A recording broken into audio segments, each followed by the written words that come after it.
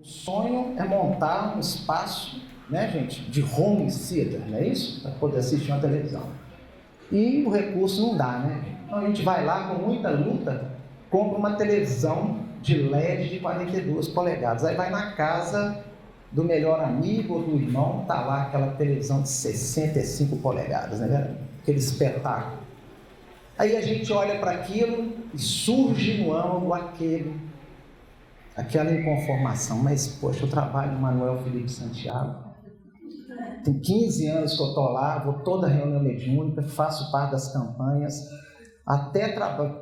faço parte da reunião mediúnica e não consigo. Surgem esses movimentos como um ponto de referência em nossa alma. Aquela faceta menos feliz do despeito, que nós não tomamos conta, e isso vai tomando uma proporção grave em nosso âmago. Por isso que o Emmanuel vai definir também, no capítulo da obsessão do livro Pensamento e Vida, primeiro pingo de sombra, em seguida linha firme, para depois constituir-se um painel vigoroso. A linha firme é um conjunto de pontos, um painel é um conjunto de linhas. Nós não tomamos conta dos pontos. Eles vão tomando corpo, chegamos na vida espiritual e nos revoltamos. É o que nós vamos ver mais adiante. Tá certo até aqui, gente? Não desanime, por favor. A gente fala assim, não, mas poxa, cara, você está jogando a gente para baixo, não é verdade? Não. Nós somos espíritas. E como espíritas, a nossa luta é pela nossa reforma moral. Foi o discurso de Jesus com o companheiro, ou não foi? Cuide de si próprio. Construa o reino de Deus no seu coração. Não foi isso que você falou? Então construamos o reino de Deus no coração. Aí ele fala, trabalhe. Só que nós esquecemos do trabalho-serviço enumerado por Emmanuel no livro Pensamento e Vida, no capítulo Trabalho, na psicografia de Chico Xavier, porque tem o trabalho, obrigação, que é o que nos remunera de pronto, que Emmanuel traz para nós. Tem o trabalho-ação que modifica o ambiente, mas tem o trabalho-serviço, que é o que renova o homem. E esse é o que dá mais trabalho. Porque nós costumamos não tomarmos conta de determinados movimentos nossos. O dirigente ou responsável pela casa fala para nós, para a gente modificar a nossa postura, aí vem um milindre. Ah, não vou voltar lá mais não. Estou lá há 15 anos, sempre fiz dessa forma, e aí ele vem dizer para nós, para a gente modificar o padrão, fica milindrada, a suscetibilidade nos visita e a gente não quer voltar. Quais são as proporções dessas questões na vida espiritual? Qual o tamanho dessa dificuldade em nosso âmago? Nós não temos ideia. Nós acreditamos que é algo que está sob domínio, mas não, por vezes, não está sob domínio, não. Ok, gente? Vamos em frente. No livro O Consolador, na psicografia de Chico Xavier, pelo Espírito Emmanuel, nós vamos encontrar a seguinte pergunta feita ao benfeitor espiritual Emmanuel. Na questão 291, como interpretar o anticristo? E Emmanuel responde, podemos simbolizar como anticristo o conjunto das forças que operam contra o Evangelho na terra e nas esferas vizinhas do homem. Mas não devemos figurar nesse anticristo um poder absoluto e definitivo, que pudesse neutralizar a ação de Jesus, porquanto, com tal suposição, negaríamos a previdência e a bondade infinita de Deus. Tranquilo até aqui, gente?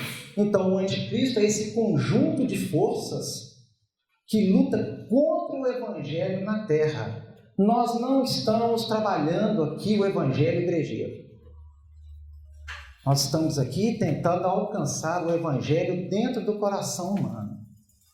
No mesmo livro Consolador, perguntaram a Emmanuel, por que das lutas antifraternas no seio das casas espíritas? E a resposta é surpreendente, por ausência absoluta do Evangelho. Mas como? Só a título de ilustração, tá ok, gente? Mas no Manuel Felipe Santiago tem estudo do Evangelho? Tem abordagem do Evangelho na reunião pública? Tem grupo de estudo do Evangelho? O Evangelho é levado aos corações que chegam nas suas campanhas, nas suas tarefas? Mas em qual ponto está o Evangelho dentro do coração dos trabalhadores que se competem entre si dentro das tarefas ou dentro da casa. As lutas antifraternas surgem por ausência do Evangelho, em que pese ele está presente. Deu uma ideia rápida, gente? Por ausência do Evangelho no coração, em forma de vida, como código de conduta moral, e não como uma cartilha para que nós fiquemos, quem sabe, exteriorizando aos outros e pregando aos outros. Eis a questão do combate ao mal. Surge nesses pontos para a gente começar a refletir. Vamos em frente. Nós estamos aqui com o livro Libertação, sem querermos esgotar o assunto. O livro Libertação, André Luiz chega a uma cidade ou uma colônia purgatorial nas zonas umbralinas. Capítulo 4, numa cidade estranha. André Luiz está acompanhando Rúbio numa atividade para solicitar ao responsável pela colônia purgatorial, Gregório, solicitar autorização para atuação de resgate de Margarida, que estava sob um processo obsessivo, a mando de Gregório, um espírito de alta envergadura das trevas, responsável por toda aquela região lá. Tá ok, gente? E André Luiz, então, vai descrever para nós assim. Eles chegam naquela colônia purgatorial e percebem uma dificuldade muito grande. Espíritos em estados maltrapilhos, as paredes cheias de lodo, um cheiro fétido, uma atmosfera extremamente densa, e ele diz assim: por que em geral tanta ociosidade nesse plano? Indaguei ainda, ou seja, há uma ociosidade naquela região. Por isso o preceito do Evangelho. Está claro, gente? O meu pai trabalha até agora e eu trabalho também. A doutrina espírita veio trazer para nós os trabalhadores da última hora. Não foi recomendado por Jesus ao companheiro do trabalho? Tá certo, gente? E lá que tem ociosidade. Quase todas as almas, então Rúbio responde para ele, quase todas as almas humanas situadas nessas turmas sugam as energias dos encarnados e lhes vampirizam a vida, qual se fossem lampreias insaciáveis no oceano do oxigênio terrestre. Suspiram pelo retorno ao corpo físico, de vez que não afeiçoaram a mente para a ascensão, e perseguem as emoções do campo carnal com desvario dos sedentos no deserto. Então, o que eles fazem? Eles sugam as energias dos encarnados, vampirizam os encarnados, que alimentam aquilo que eles buscam, que é o retorno à vida corporal, aonde o corpo, a vida humana pode garantir a eles os prazeres que eles cultivam, porque eles não conseguem, dessa forma, eles não conseguiram se aperfeiçoarem a mente para a ascensão. Entenderam, gente? Aperfeiçoar o quê? A mente. A mente. E nós insistimos ainda em nosso meio espírita distanciarmos do estudo doutrinário, que é o único capaz de aperfeiçoar a mente e entender a realidade espiritual, para que nós criemos afeição por aquilo que nós estamos abraçando. Então não são meras afirmativas doutrinais que vão modificar um coração. Nós temos que ter esta afeição em nós. Por isso, quando a gente recorre ao Evangelho segundo o Espiritismo, no seu capítulo 17, Sede Perfeitos, no subitem Os Bons Espíritas, nós vamos encontrar Allan Kardec trazendo para nós que os bons espíritos são aqueles em que a doutrina pulsa na alma, porque reconhece o verdadeiro espírita pela sua transformação moral e pelos esforços que emprega para domar as suas inclinações más. Mas os espíritos que não se afeiçoaram, o estudo da doutrina, essas informações se tornam sediças, monótonas, cansativas, dá um sono danado. Não é assim, gente? Eu não sei o que acontece. Eu vou para a reunião de estudo e me dá um sono danado. Nós vamos encontrar no livro, nos domínios da mediunidade, o esclarecimento em 3 oportunidades. Certamente nós estamos fazendo aqui uma ressalva. o dia que a criatura está cansada, teve um dia tribulado, dormiu mal, nós estamos, ou uma dificuldade na saúde, na alimentação, tirando isso de lado. É recorrente o sono em determinadas situações, hipnose espiritual inferior. Hipnose espiritual. Pode ter isso lá abordado 3 vezes, observem que vocês vão observar. Ou seja, a criatura durante o sono físico desdobra-se, tem contatos com entidades dessa ordem, elas vampirizam porque elas não querem que haja um aperfeiçoamento mental da criatura. Então ele chega na reunião, na palestra, no estudo, dá um sono. Ele fica distanciado da informação, então ele como que não se renova ou não recebe o material suficiente para a sua renovação. Ou seja, processo obsessivo. Mesmo estando trabalhando na seara espírita, não importa. Estão assustados, gente? Não, né? Não assustem, não. É assim mesmo. Por isso a nossa luta é grande, sempre. Quais fetos adiantados absorvendo as energias no seio materno consomem altas reservas de força dos seres encarnados, que as acalentam desprevenidos de conhecimento superior. Ou seja, a ausência do conhecimento superior, nós como que acalentamos esses espíritos. Perceberam, gente? E aí, qual é o objetivo desses espíritos? Eu fiz uma pergunta. Qual o objetivo desses espíritos lá atrás, na questão do livro dos espíritos? Vamos voltar lá? Nós vamos voltar. Não, eles querem o quê? Dominar-nos. Perceberam, gente? O que eles buscam? O domínio. Nós fornecemos o material, vai se estreitando a relação. Então, quando o elemento está ali endemoniado, há que modificar o padrão do endemoniado e do elemento que está atuando, ou da turma que está atuando. Por que nós estamos fazendo referência ao livro Libertação? Porque o tempo é de 1h30, infelizmente o tempo já vai em uma velocidade danada. Porque a luta contra o mal está estreita, explícita no trabalho feito por Buber no livro Libertação. Porque quando se diz, o meu nome é Legião, porque somos muitos, quantos espíritos tinham atuando na casa de Margarida? Vocês se lembram? Margarida é a jovem que estava sendo visitada pelo processo obsessivo, na casa dela. Tinha um conjunto de entidades dentro da casa dela. A gente sempre traz esse número. Não se assustem, tá? 60 espíritos dentro da casa dela. Sem aqui apontarmos as dezenas de ovoides que ela tinha na cabeça. No seu perispírito. Dezenas no plural é quanto, gente? É mais de 20. Concorda? Se é dezenas, é mais de 20. Não falou se é 30, 40, 50, mas falou dezenas. Se é dezenas, 20, tá bom, né, gente? É pouco. Já é muito. Oi? Ovoides? Sabia. Complicou. Ovoide é o espírito que perde a sua estrutura perispirítica em função da vivência de um pensamento contínuo, um sentimento atrelado em determinadas questões. Então, ou seja, há uma perda da estrutura perispirítica ou do seu perispírito, ele perde essa condição ominal e se torna um ovo.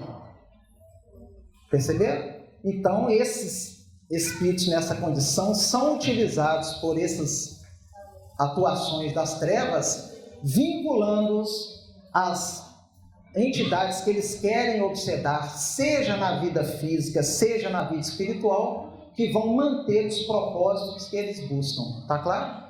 Então você pode ter uma ação espiritual utilizando de ovoides, como pode ter espíritos que, em busca de uma vingança extremamente cruel, um ódio, uma mágoa violenta, que não conseguem, de certa forma, abrandar ou, quem sabe, até mesmo estiolar por fim, vinculando-se a determinadas criaturas e, em função do propósito que alimentam, perdem a sua estrutura perispirítica e já acoplam à mente da criatura, seja encarnada ou desencarnada. Ok? Deu uma ideia? Nós vamos encontrar André Luiz nessa colônia, nesse capítulo, andando por essa colônia purgatorial, ele viu uma mulher desencarnada num estado de demência com 3 ovoides vinculados à cabeça dela, ela desencarnada. Eram 3 criaturas que tinham sido escravos e, quando desencarnaram, encontraram ela e perderam a forma perispirítica que estava ali atuando como ovoides nela. E ela ali na rua, caída como se fosse uma mendiga dessa que a gente vê no nosso dia a dia aí, mas na vida espiritual, naquele estado deplorável e em completa demência pela ação desses espíritos, ok? Pois não, sabe? Isso, no perispírito, na região da cabeça, perfeito. Se existe alguma relação disso com confusão mental, perfeitamente. Nós vamos perceber aqui, você vê que o tema foi longe, né, gente? Só que nós vamos ter que voltar. Nós vamos observar no livro Libertação a ação, por exemplo, de Saldanha, que é o braço direito ou representante de Gregório na atuação de Margarida, em que tem esses ovoides na sua cabeça, ele atuando nas questões da retina mental, nos vasos no interior do olho, no globo ocular da Margarida, provocando alucinações nela. Dessas alucinações geravam um estado de descompasso cardíaco nessa companheira, afetando todos os órgãos do corpo, daí a debilidade da sua saúde. Ok? Tranquilo, gente? Podemos ir à frente? Para a gente perceber aonde vai a luta contra o mal. Então as questões vão longe. Como atuar em processos desses com meras afirmativas doutrinais? Tranquilo, gente? Como o tema cresceu, né? Todo mundo despertou um pouquinho, né? Vamos em frente. Daí esse desespero com que defendem no mundo os poderes da inércia e essa aversão com que interpretam qualquer progresso espiritual ou qualquer avanço do homem na montanha de santificação. No fundo, as bases econômicas de toda essa gente residem ainda na esfera dos homens comuns e, por isso, preservam apaixonadamente o sistema de furto psíquico, dentro do qual se sustentam junto às comunidades da Terra. Deu uma ideia, gente? Então, o que eles trazem para nós, rapidamente aqui? Eles têm aversão com que interpretam qualquer progresso espiritual. Ou seja, vão incutindo na cabeça das criaturas que determinadas formas corriqueiras de vida ou movimentos nossos sazonais são suficientes, mas na verdade eles estão alimentando no tempo uma ociosidade. Vão trazer para a nossa realidade, nós estamos numa casa espírita, a pessoa devotadamente, frequentemente faz parte da campanha do quilo aqui do Manuel Felipe Santiago. Terminou a campanha do quilo, ele volta a ser o mesmo. Só vai voltar a fazer a campanha na semana seguinte. Perceberam? Ele está parado. 1, 2, 3, 4, 5, 6, 7, 8, 9, tantos anos forem na casa espírita. Em que pese o valor.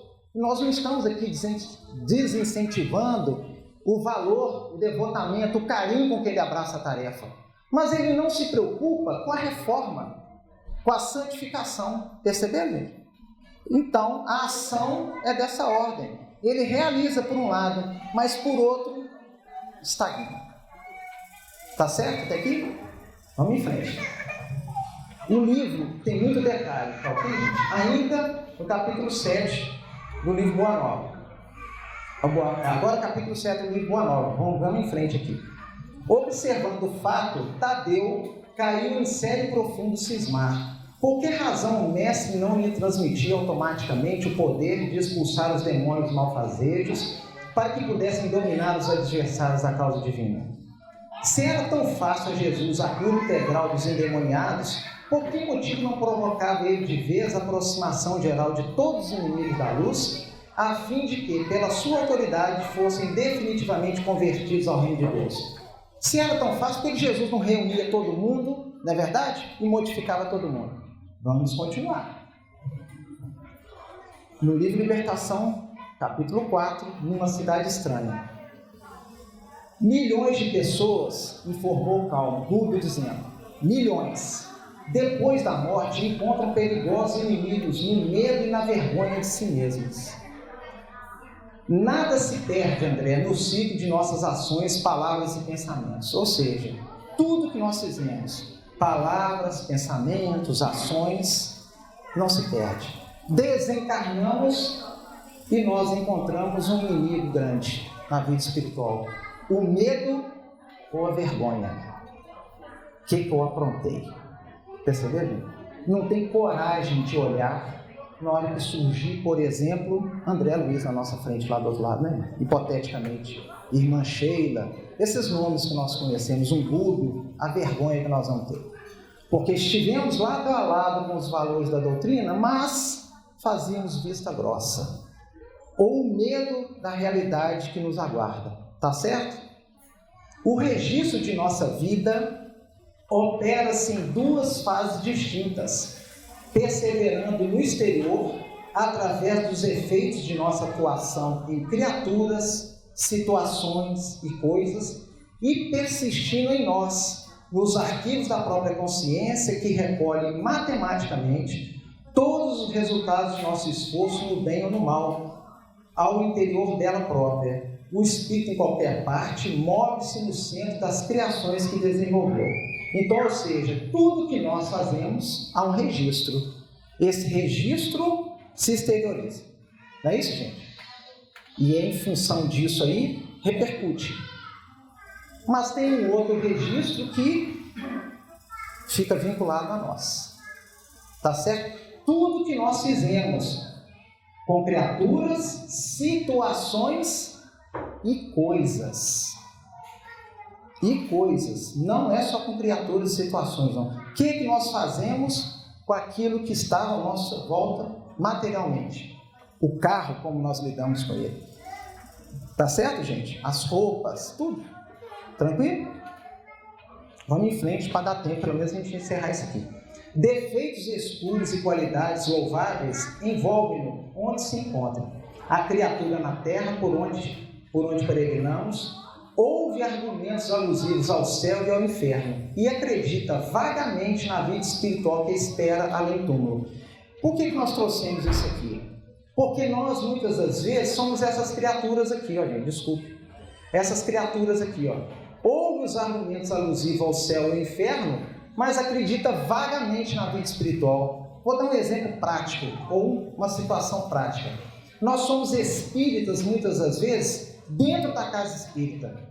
Dentro da casa espírita tem obsessor, tem espírito necessitado, tem irmão, não é isso? Na reunião mediúnica a gente vê isso. Sair da rua para fora, nós viramos outros. A gente briga no trânsito, discute com a moça na padaria que deu o troco errado, percebeu? Briga com um colega de trabalho, vai para a reunião de condomínio, mente para conseguir o resultado que a gente quer no prédio, perceberam? Então a gente atua de forma parecendo que a vida espiritual não nos aguarda, com os movimentos nossos corriqueiros. Por isso, Jesus perguntou: qual é o seu objetivo na vida? Implantar o reino de Deus no coração.